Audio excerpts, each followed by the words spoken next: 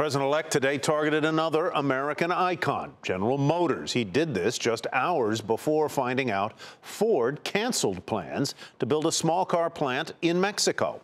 As a candidate, Donald Trump vowed to stop Ford from building that very plant. Now, just weeks from becoming president, Mr. Trump is pushing even harder to change how automakers look at building their vehicles south of the border. Phil LeBeau has the details.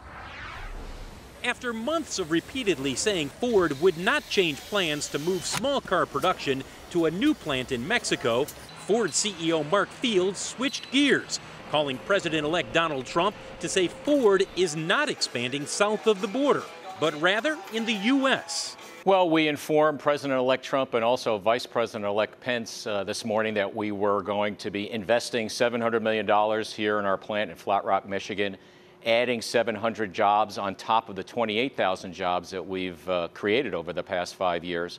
Ford says it's not adding a Mexico plant because demand for small cars is slowing down. Perhaps, but this is clearly a victory for Donald Trump. While running for president, he hammered automakers for building vehicles in Mexico and importing them tax-free to be sold in the U.S., a message he's still pounding, this time with GM, tweeting, General Motors is sending Mexican-made model of Chevy Cruze to U.S. car dealers tax-free across border. Make in USA or pay big border tax. GM responded saying all Chevrolet Cruze sedans sold in the U.S. are built in GM's assembly plant in Lordstown, Ohio.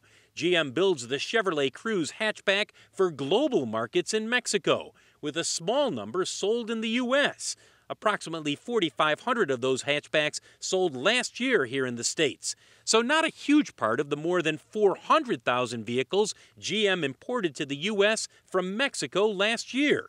But in Lordstown, Ohio, where the automaker is laying off 2,000 workers because of slowing demand for the Cruze, Trump's message plays well. In fact, Spritzer Chevrolet in Lordstown refuses to sell Cruze models built in Mexico. Well, we said, well, we're not keeping them on the lot, and we're sending them out of the area. We want to support our plant and the guys and girls that are up there. Third shift, it's kind of sad what's happening, so we'd like to keep them here. The big question remains whether Mexico's soaring auto production, which will top 4 million this year, will eventually lead to a tax being slapped on those models sold in the U.S. If that happens, how much will those increased costs hurt demand and the bottom line of automakers who are increasingly taking a second look at their operations south of the border? Phil LeBeau, Nightly Business Report, Chicago.